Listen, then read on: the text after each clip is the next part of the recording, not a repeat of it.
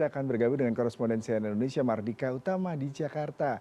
Selamat pagi Mardika. Mardika, kalau di belakang Anda terlihat para jemaah sudah mulai datang ke Masjid Istiqlal, ataukah memang bagaimana kondisi di sana jelang perayaan dan persiapan sholat Idul Adha? Karena kalau di Semarang sudah dilakukan, bahkan dihadiri oleh Presiden Jokowi. Lalu bagaimana di Jakarta, terutama di Masjid Istiqlal? Silakan dengan laporan langsung Anda.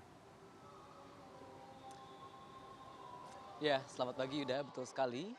Sejak subuh tadi, ribuan jemaah hadir di Masjid Istiqlal dan sampai saat ini masih terus berdatangan tentunya untuk melaksanakan ibadah sholat Idul Adha di Masjid Istiqlal Jakarta Pusat yang kita tahu mampu menampung 200.000 orang jemaah.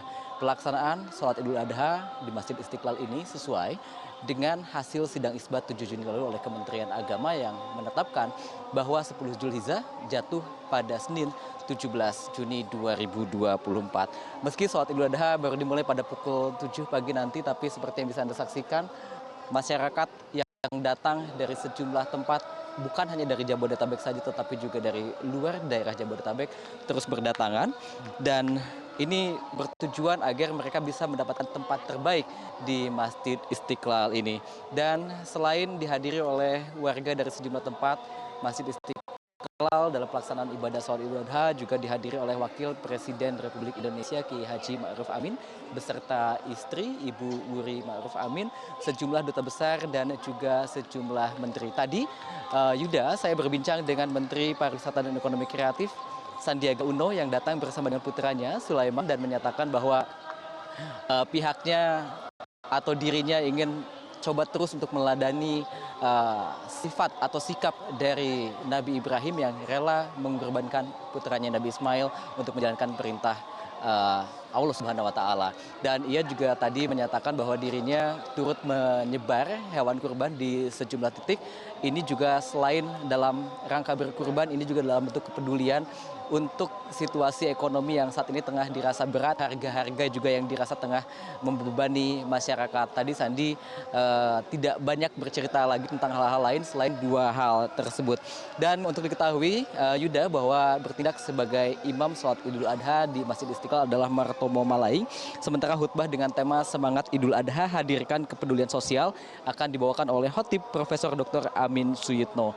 Nah, untuk memudahkan akses bagi jemaah yang terus berdatangan ini, pihak dari Masjid Istiqlal membuka seluruh gerbang dan menyediakan sejumlah kantong parkir tentunya. Jadi selain menyediakan kantong parkir di basement Masjid Istiqlal yang mampu menampung 1.000 kendaraan, juga disiapkan kantong-kantong parkir lainnya, diantaranya adalah di Katedral, kemudian di Gedung Pertamina, di Gedung Kementerian Agama, dan juga di sekitar Masjid Istiqlal yang dipastikan tidak ada praktik parkir liar pada pelaksanaan sholat Idul Adha kali ini karena dikawal langsung oleh pihak kepolisian dan juga TNI. Dan saya juga mendapatkan informasi bahwa nanti setelah pelaksanaan sholat Idul Adha ini akan dilakukan penyerahan hewan kurban dalam bentuk sapi secara simbolis dari Wakil Presiden Republik Indonesia Ma'ruf Amin, yaitu jenis sapi limosin dengan total berat 1,1 ton. Dan Nasaruddin Umar juga menyebut bahwa selain hewan kurban yang diserahkan oleh Wapres Kiai Haji Ma'ruf Amin, juga sejumlah pejabat termasuk Presiden Joko Widodo juga menitipkan hewan kurbannya di sini. Kemudian ada Presiden terpilih Prabowo Subianto, sejumlah menteri termasuk mantan Presiden Megawati Soekarno Putri juga tidak absen untuk menyerahkan hewan kurbannya di Masjid Istiqlal.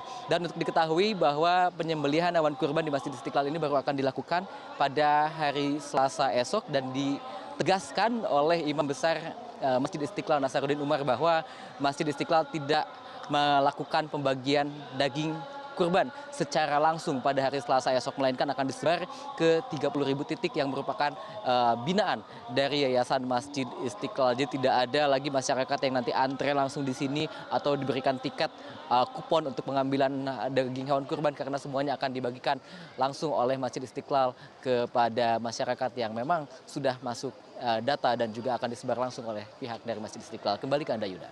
Baik, Mardika Utama, terima kasih untuk laporan langsung Anda dari Masjid Istiqlal, Jakarta. Selamat bertugas kembali.